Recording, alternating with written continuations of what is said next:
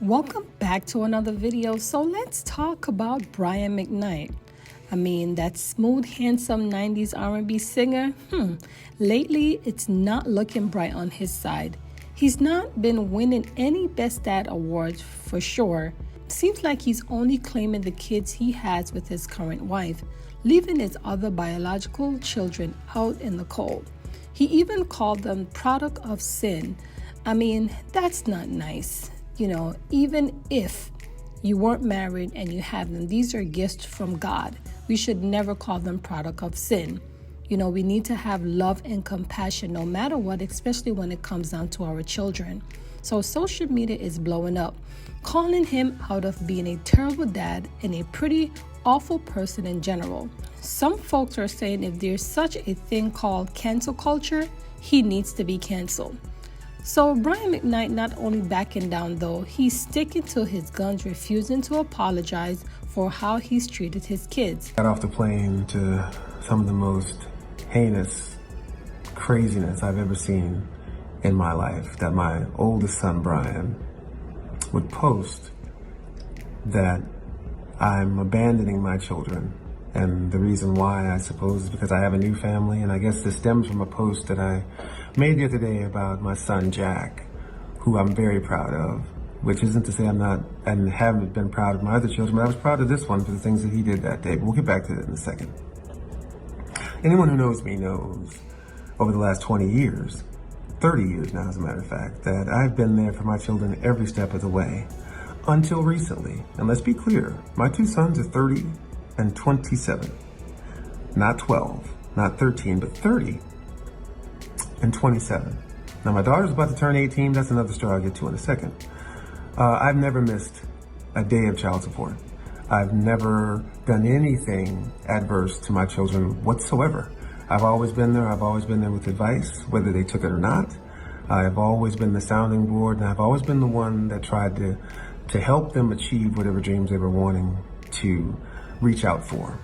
I guess one of my only faults is that I gave my children everything that I didn't have in the hopes that they would appreciate it, because I know how much I would have appreciated it when I was their age. I would tell you, as parents out there, entitling your children is probably one of the worst things you can do, and I know I am guilty of that. For whatever reasons, I'm guilty of that. Tough love is a tough thing as a parent to try to institute to your children, because you want to help them as much as you can, and I did as much as I possibly could. When I stopped doing that for them, BJ was 25 and Nico was 22. And it wasn't like I completely cut them off at that point. That happened much later. But I've been there. When I put them out of my house, I gave them an apartment for 2 years. And I said, guys, this is it. This is the time to grow up. I'm giving you 2 years. I'm going to pay for everything for 2 years, but you're going to have to work or do something, because at the end of those 2 years, that's going to be it. It's time to be men here, guys. It's time to grow up. At the end of those 2 years, they hadn't done any of it. It was just right around the time that Leilani and I had gotten together. Leilani was working at Children's Hospital. And let's be clear, Leilani has been one of the only people who's been an advocate to keeping us together, to keeping us having a relationship, because she wants to have the nuclear family as much as I did. And they have spit in her face at every turn. She got them jobs at the hospital, $18 an hour with benefits, and with the option of the hospital actually paying for them to go back to school. They said, and I quote, that they knew they didn't want to stop smoking, and they would have to pass a drug test.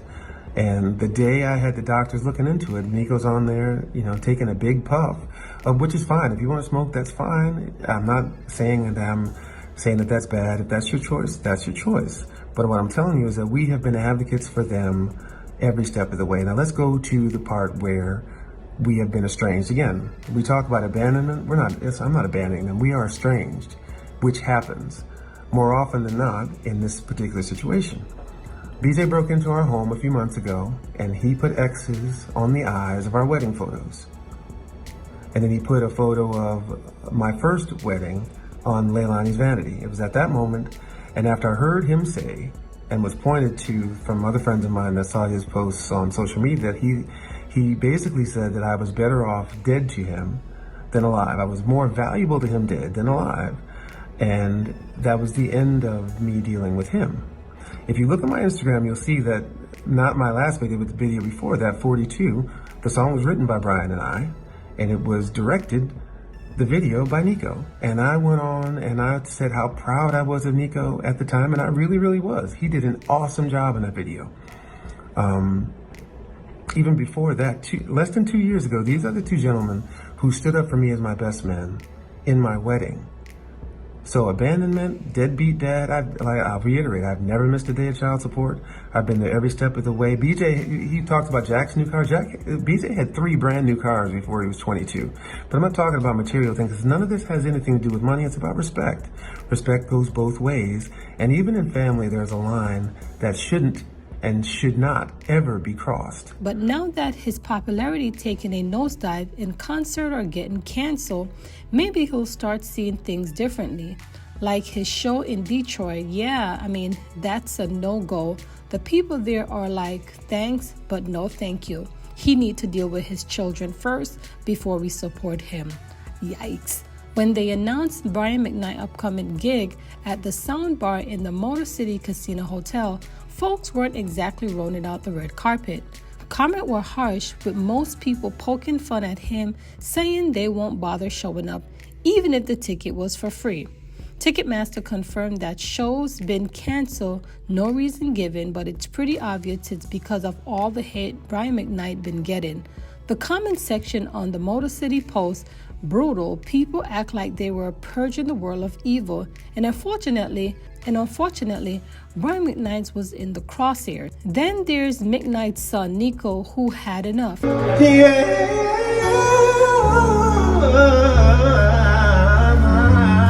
He went on social media to call out his dad, saying some pretty heavy stuff.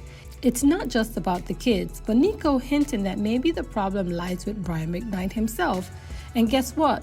McKnight's ex-wife, Julie, had something to say too. She didn't directly comment on the cancellation, but she posted a popcorn emoji, which kind of say it all. She's basically enjoying the drama, comparing McKnight to a kid throwing a tantrum because he didn't get his candy. Despite all this mess, McKnight kept quiet, no public apology nor explanation currently. People are left wondering what he's thinking and what's next for him. Oh yeah, so things aren't looking too hot for Brian McKnight right now. His word got him in deep water, and now he's feeling the heat. I guess that he's learning that action have consequences, especially in the age of social media. What are your thoughts on this video? As you can tell on his video, he mentioned that these children are over 30, so they need to strive on their own. What comes to mind when you think about this video? Be sure to give this video a thumbs up and also to subscribe if you're brand new to this channel. Until then, we'll see you around. Thank you for watching. Be blessed.